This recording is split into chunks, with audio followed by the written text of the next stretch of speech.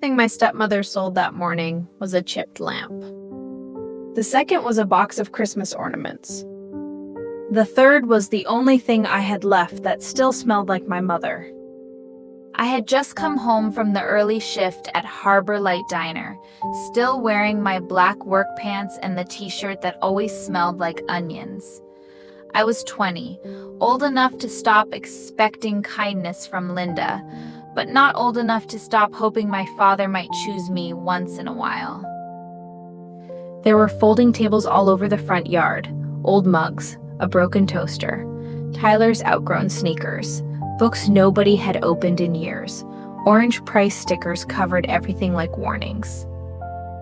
Then I saw the woman by the driveway, holding a small wooden box against her chest. Dark brown, brass latch, one chipped corner from the time I dropped it when I was 7. My mother's recipe box. For a second, I could not move. My mother, Elaine, died when I was 8. People said grief faded, but mine did something quieter. It hid inside ordinary things. The smell of vanilla, flour on a countertop, a whisk tapping a bowl, and that box. That box was the one thing in our house that still felt like proof she had been real. I walked over and tried to keep my voice steady. "Excuse me, did you buy that?" The woman looked down. Yes, $3. $3. That was what Linda had decided my mother was worth before breakfast. I turned toward the porch, where my stepmother was counting bills from a coffee can. "Linda, that's Mom's recipe box." She barely looked up. It was in the garage. "It wasn't yours to sell. It was collecting dust." My father stood beside the folding table with his hands in his pockets. He heard every word. I know he did, because his jaw tightened the way it always did when my mother's name entered a room. "Dad," I said. He looked at the box, then at Linda, then at the ground. "Maya," he said quietly, "don't make a scene." That hurt more than Linda selling it, because Linda had never pretended to love my mother. My father had. The woman shifted uncomfortably. I asked if I could buy it back. I told her I would pay more than $3, whatever I had from tips.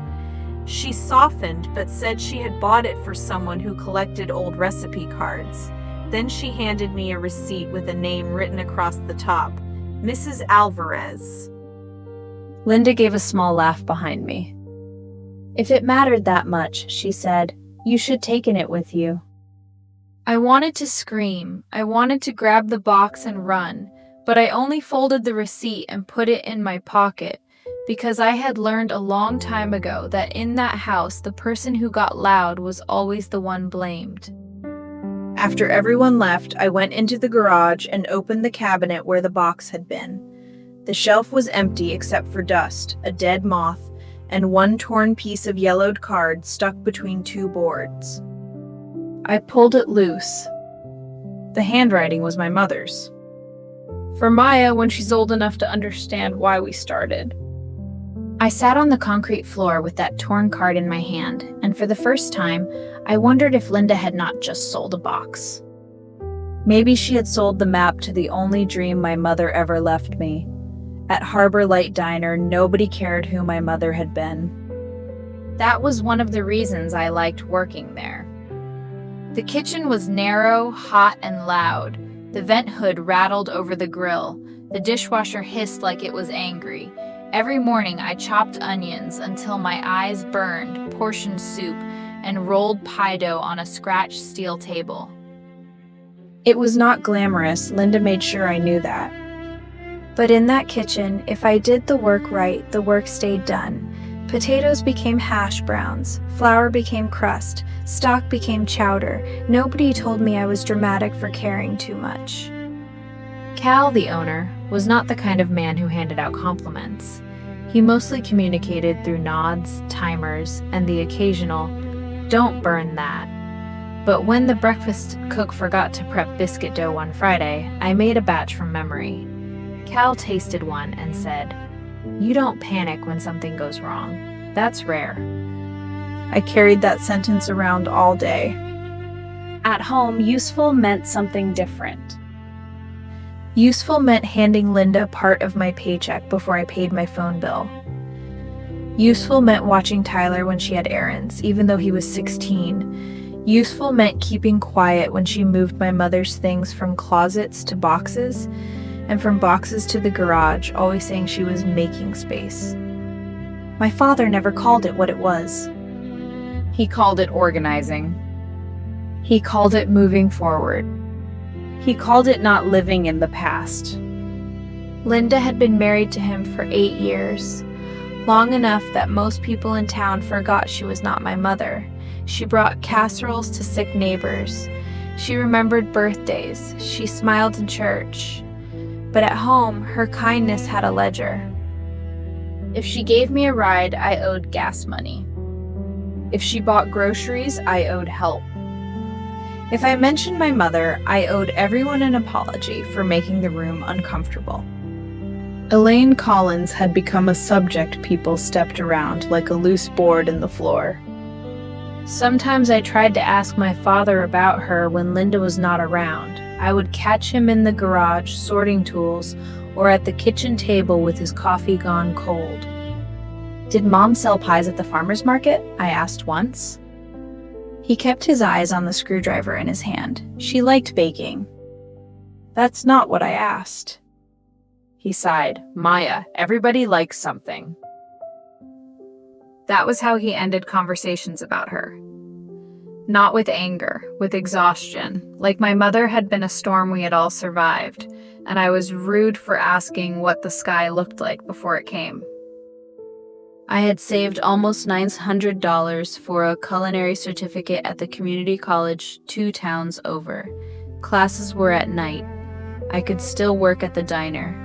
I had the registration form folded inside my apron pocket for a week before I mentioned it at dinner.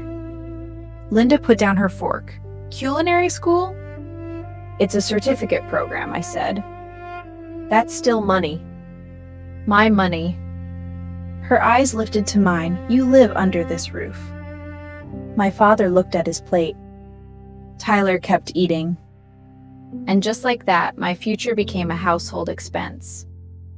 A few days later, Linda announced a yard sale. She said the garage was full of things nobody used. I told her not to touch the boxes marked Elaine. She smiled without looking at me. "Of course," she said. I should have known then. In our house, promises were usually warnings wearing better clothes. The receipt stayed in my apron pocket for 2 days before I used it. Not because I forgot. Because part of me was scared that if I found Mrs. Alvarez, she would tell me the box was already gone. Sold again. Thrown away. Burned with somebody else's trash. It was easier to be angry at Linda than to imagine the last piece of my mother sitting on a stranger's shelf. But on Monday after my shift, I drove to the address written across the top of the receipt. Mrs. Alvarez lived in a small gray house near the old pier, the kind with herbs growing in coffee cans on the porch. She opened the door before I knocked twice. When I told her my name, her face changed. "You were Elaine's Maya?" Nobody had called me that in years. Not Maya Collins, not Robert's daughter. Elaine's Maya. I must have looked like I was about to fall apart because she stepped aside and let me in without asking anything else. The recipe box was on her kitchen table.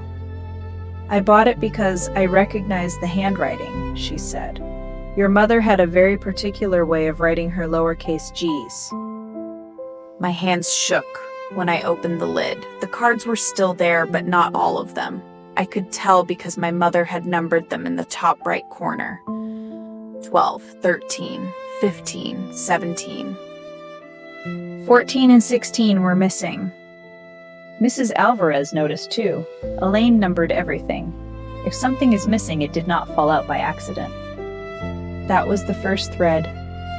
The second came when she pulled one card from the back. In the corner, beside a blueberry hand pie recipe, were 2 letters written in pencil. A+E. I had seen those letters before, on the torn piece I found in the garage. Alvarez and Elaine, she said softly. We tested recipes together at the farmer's market. I stared at her. My mother sold at the farmer's market? Mrs. Alvarez looked at me for a long second, and I saw pity there. Not the kind that makes you feel small. The kind people have when they realize someone stole a whole room from your memory. She did more than sell there, she said. She was planning a bakery. The third thread tightened around my chest. The name was supposed to be Maya's Morning. Mrs. Alvarez said my mother chose it because I was always awake before sunrise as a baby, sitting in a high chair while she baked biscuits and lemon bars. She said my mother used to joke that I was her first customer. I laughed once, but it came out wrong. At home, my father had told me she liked baking. Linda had called the garage boxes clutter, and for years, every time I reached for anything that belonged to my mother, someone made me feel childish for needing it. Now I was sitting in a stranger's kitchen, learning my mother had not only loved baking. She had built a dream around it. Around me. When I asked if my father knew, Mrs. Alvarez did not answer quickly enough. That silence told me more than a yes would have. She gave me the box back and refused my money. Before I left, she handed me an old folded flyer from a drawer. The paper was faded, but I could still read the words. Coming soon, Maya's Morning Bakery. I sat in my car with that flyer on my lap and understood something I had been trying not to understand. Linda selling the box was not the beginning. It was just the first time I saw the pattern clearly. I did not confront my father that night. That was the first smart thing I did. The old version of me would have walked into the kitchen, thrown the flyer on the table, and demanded answers while Linda stood there waiting for one wrong word she could use against me. In that house, emotion always became evidence that I was unstable. So I made a timeline instead. I sat in a booth at the diner after closing with a notebook, the recipe box, the torn card, and the flyer spread out in front of me. I wrote down everything I knew. Elaine and Mrs. Alvarez tested recipes together. My mother sold at the farmer's market. She planned a bakery called Maya's Morning. Some recipe cards were missing.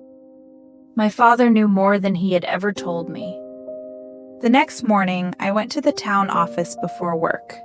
I asked for old farmer's market vendor records. The clerk was kind, but not overly interested, which made it feel real. She brought out a folder of archive permits and let me copy the pages that had my mother's name on them. Elaine Collins, Alvarez and Collins baking table. Permit years, stall numbers, a copy of the same flyer Mrs. Alvarez had given me. Tucked behind one form was a faded deposit receipt from a local credit union. It was not a fortune. It was not some secret inheritance that would fix my life by Friday, but the memo line made my throat tighten. Lease deposit equipment, Maya's future. I took that copy to a free legal clinic at the community center. The woman there did not promise me anything. She said small estates were complicated. She said if the money had been used years ago, recovering it might be difficult, expensive, or impossible. She said I needed records before I needed anger. That sentence stayed with me. Records before anger. Mrs. Alvarez helped me with the next piece. She had kept an envelope my mother gave her during the last year of her life. Inside was a handwritten business plan, 2 missing recipe cards, and a letter addressed to me. I read it in Mrs. Alvarez's kitchen with both hands flat on the table. My mother wrote that baking was the first place she felt useful. She wrote that she wanted me to grow up seeing a woman build something with her own hands. She wrote that if the bakery never happened, the recipes and whatever money was left were still meant to remind me I had choices. Not money big enough to save me. Just love clear enough to point somewhere.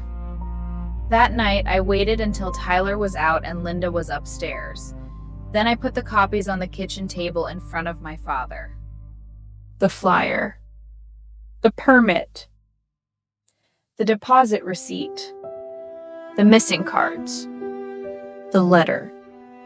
Dad, I said, keeping my voice as level as I could, I need you to tell me what happened to this account. He looked older in that moment, smaller. Linda came down halfway through and tried to answer for him. I did not look at her. I'm asking my father. He admitted some went to medical bills, some to the funeral. Then, after a long silence, he said some went into the house after he married Linda. He had told himself my mother would understand. Maybe she would have. Maybe she would not. But I was done letting him decide that for both of us. I'm not deciding tonight what this means legally, I said, but I know what it means between us. Then I set my boundary. I would not hand over another part of my paycheck for household expenses. I would keep my mother's papers. Nobody would touch what belonged to Elaine again. And if my father wanted me to believe anything from that night forward, he could start by writing the truth down. The next morning, my father left an envelope on the kitchen table. There were $600 inside and a note that said, "I'm sorry." For a minute, I just looked at it. $600 could have paid my community college deposit. It could have fixed the bald tire on my car. It could have bought me a few quiet weeks. But it was not the truth. So I slid the money back into the envelope and left it beside his coffee mug. When he came downstairs, I said, "I don't want guilt money. I want the timeline you promised." He looked hurt. I almost apologized, which showed me how well I had been trained, but I did not. I was starting to understand that someone could feel wounded by a boundary and still need to respect it. Linda did not respect it. For 2 weeks, she moved through the house like I had insulted every wall in it. One night, she said, "You're going to ruin this family over old recipes." I was washing a pan at the sink. I turned off the water and looked at her. "No," I said. "I'm done letting this family decide what my mother was worth."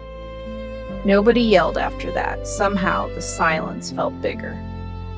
I moved out at the end of the month, not into some beautiful apartment, into a room above Mrs. Nolan's garage that smelled like dust and radiator heat. The ceiling slanted. The stove had 2 burners. But the first night I slept there, I put my mother's recipe box on the shelf beside the bed, and nobody told me it was clutter. Cal gave me extra prep hours. Mrs. Alvarez helped me apply for a Saturday table at the farmer's market. I did not call it Maya's Morning Bakery. That would have been a lie. I had a borrowed kitchen, a folding table, 3 trays of blueberry hand pies, and knees that would not stop shaking. The first hour, almost nobody bought anything. People walked by, rain misted over the parking lot, soft and cold. Then a woman with a green canvas bag stopped in front of the pies. "Smell familiar," she said. I told her they were my mother's recipe. She looked at the small sign on my table, Maya's Morning Table. Her face softened. "Elaine used to sell these here," she said. "I wondered what happened to her." I handed her the pie in a paper sleeve. She paid full price. Near closing, my father came. He was alone, no Linda.